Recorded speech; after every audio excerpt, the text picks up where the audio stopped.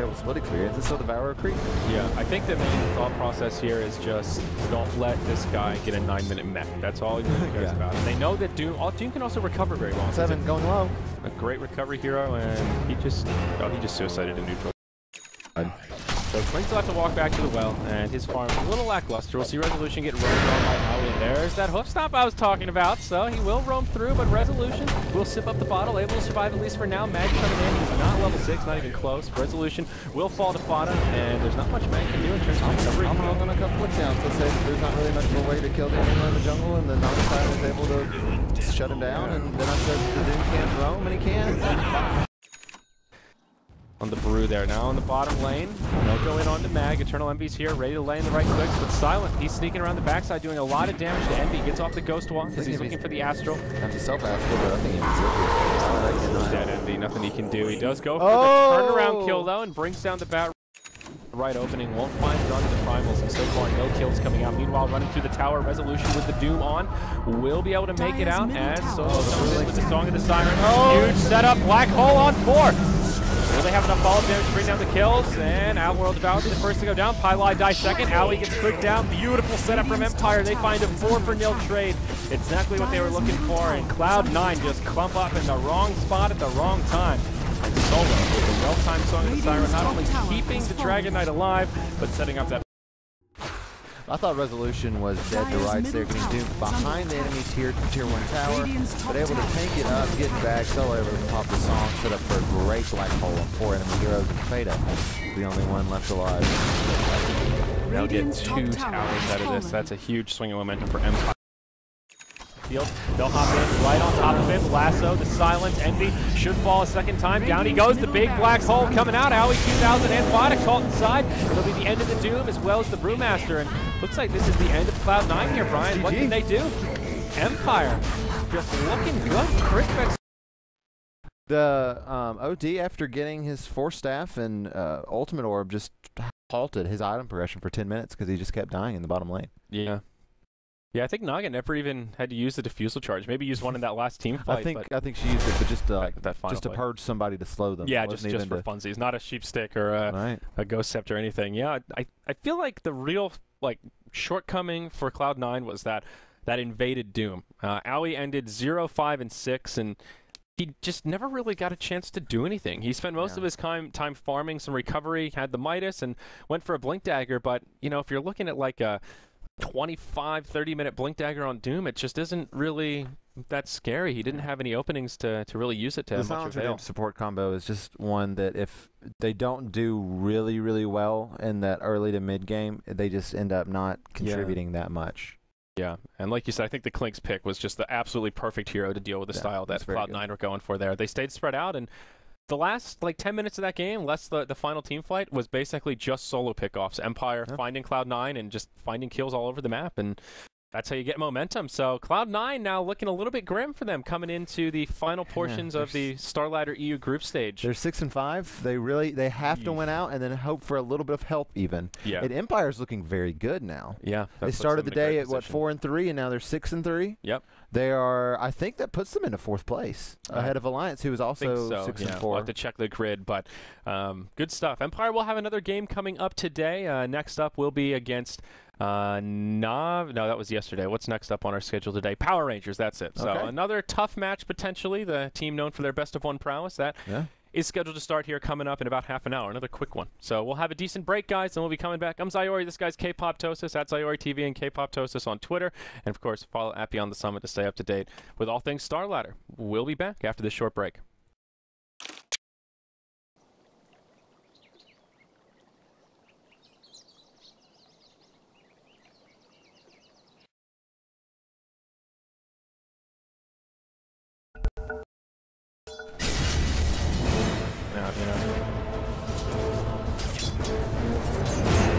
I'm not hearing anything either. What the fuck?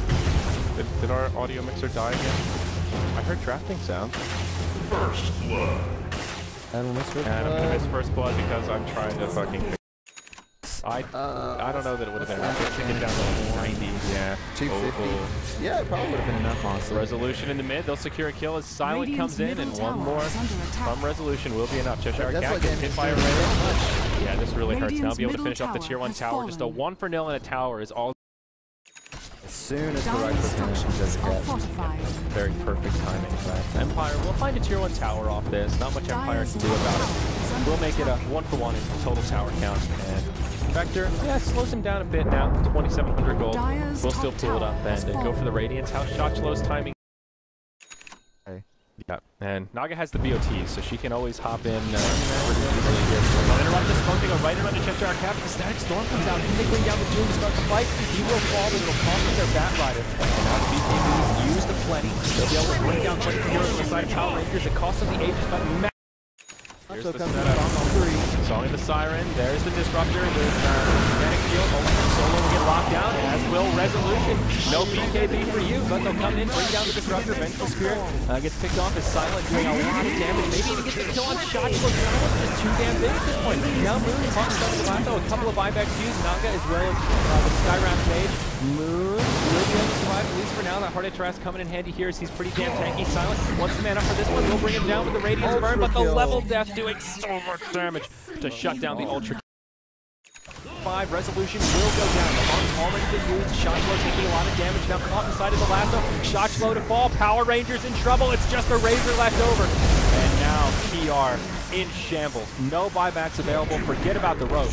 Their base is about to implode. It was a great force. Not right now. Still on cooldown. Popping TKD on the front line. Silent takes the dude. J4 actually the first to go down. Mystic Flare out on their song of the Siren Singer. Yeah, and it's over. It's just over. That's all. That's the takeaway here. It's a 5-for-0. It's just GG. Well played. Yeah, awesome. Empire just able to execute so well in these fights and fend off the Naga Siren. They were racks down to a Naga Siren in a 70-minute, and well, it's like 45 minutes where they still had the racks advantage. Yeah. And were able to turn it into a win. Really intense game, very back and forth, and I still think Refresher on the Doom was a key facet that was really a bottleneck for PR. I mean, yeah, he was tankier, but that's the one thing that points out to me that I think PR could have done differently that would have made a big difference in that like 45 to like 60-minute window when they kind of had an advantage and they were almost there, like starting to take team fights, but just couldn't quite seal the deal. And so Empire's looking really good for their chances of going to Kiev. Silent is playing insanely well today. Yeah. And Mag has just been playing Batrider and Batrider on Batrider. Yeah. Maybe. And we see how that hero is so strong. Maybe somebody will do their homework and start banning out the bat. But we've got another big game coming up next. Na'Vi versus Virtus.Pro. This game went very long, so that'll start basically ASAP. We'll have a quick break, and we're coming right on back.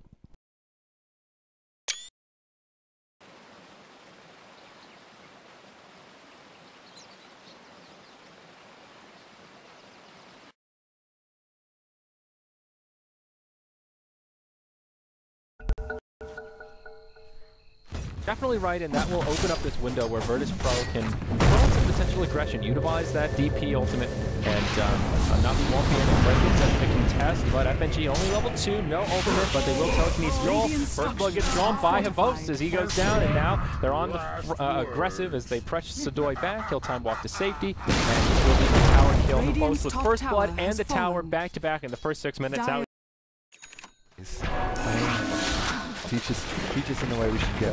Yeah, the thing about the Egg upgrade is, like, you know you can get a guaranteed Curse of the Silent on top of that, so you can get the double Silent, which makes the damage extra good. Down bottom, tier tower, or tier 1 tower will fall, but 11 minutes with a DP, just 5 seconds, but maybe burns it down too quickly, and survive that initial onslaught just in time for the Incarnation.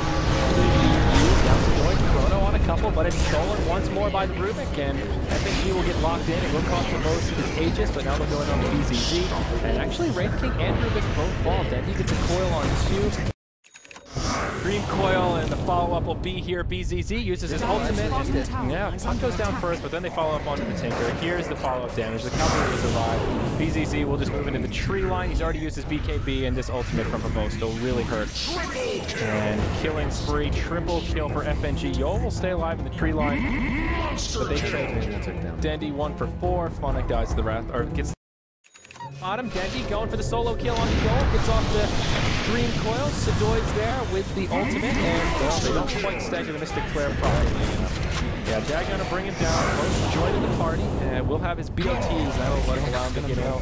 Sadoy goes down. G, he's in a fair bit of trouble too. He'll use his Yules looking for the Blink Dagger, but not the pressure quite yet to finish off G here. The last word might be enough to take him down, especially after this it will. Meanwhile, in the base, Funnick and his buddy FNG, they're just diving into the well.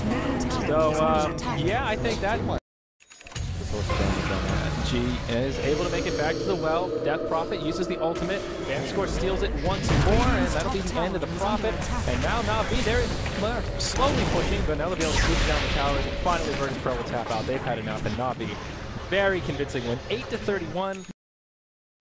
Na'Vi looking really good now for Kiev. They're 8-3.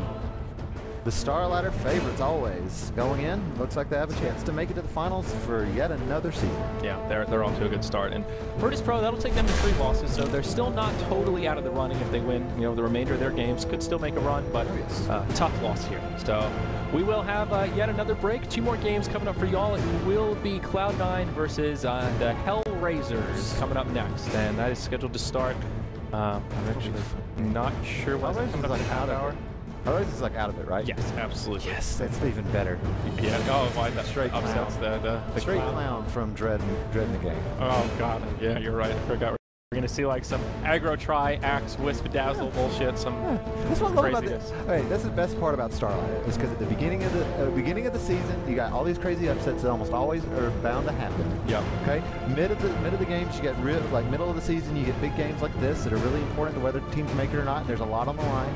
And at the end of the season, there's just these clowny, amazing games from the teams that are not disqualified, but aren't going to make it. But still are in there for the pride. It's good live up to that CIS reputation. Yeah, it's good stuff. So we'll have a break here, guys. 2 more games of Dota coming up for today. StarLadder EU coverage.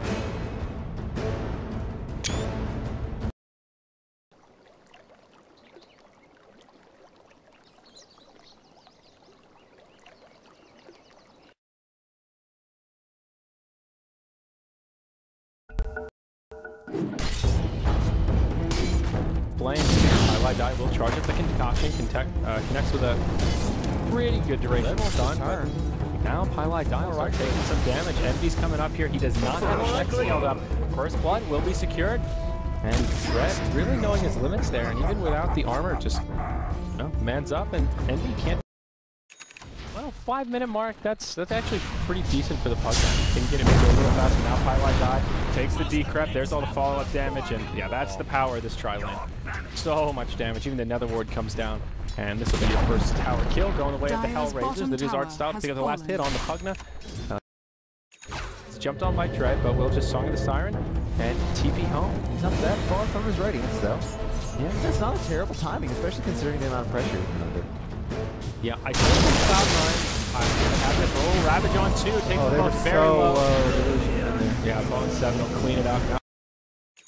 And they find some recovery kills. Just losing the Alchemist is not too painful. Song of the Siren flies through. Bone 7 actually survives the Doom duration from some cheeky kiting.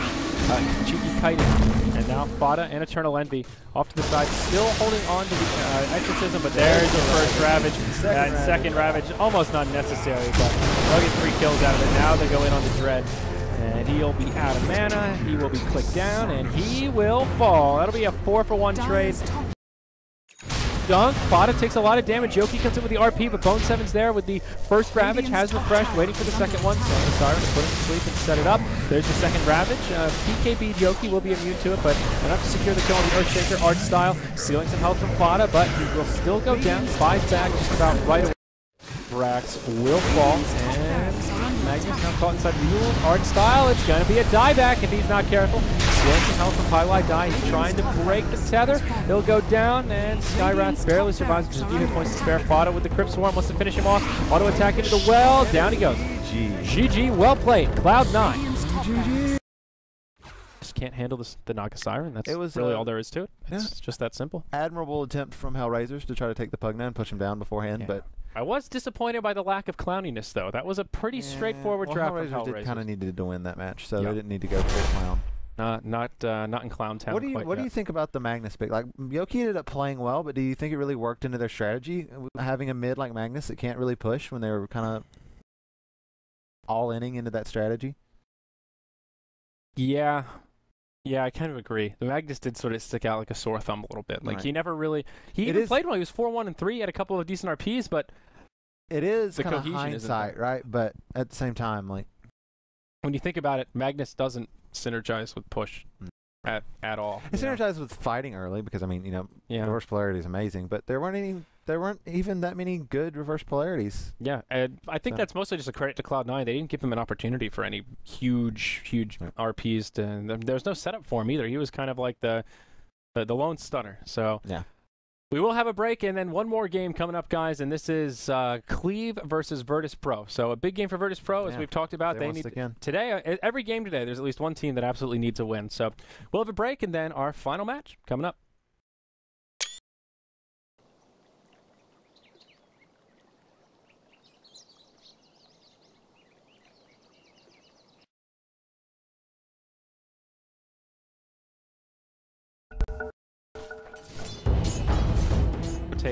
They want to kill stress already out of the gate, but the disruption will come out. Arrow will fly through, it will connect, and this should be a pretty easy first blood on the Storm Spear. Vincere comes in with his little laser, and a few more auto attacks. G will draw the bonus goal. So first of them.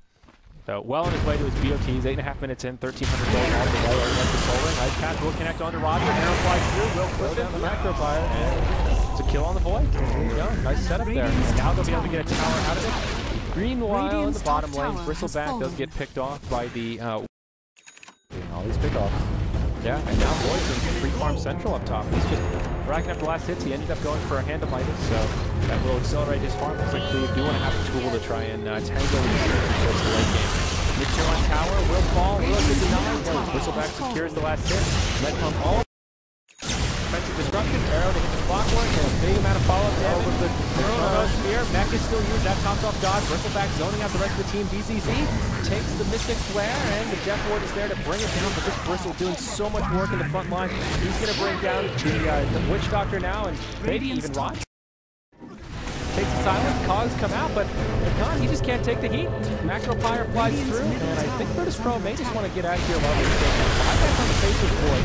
Vincere did also buy back to get right back in this party, and now Witch Doctor will take a lot of damage. He'll fall in the end as Bristleback brings him down once more. It's the Joy. The man of the hour pops his wand charge, he turns his back. He's got plenty of mana. He's going to keep spamming those quills. Meanwhile, off to the side, Roger and Box are trying to do something. Khan thinking about the hook shot, but he's thinking twice. Vincere headed back to the ground. He's just coming right back in. Radiant Glyph comes out. Hook shot on the Joy. I don't know. Khan, you don't want to be doing that.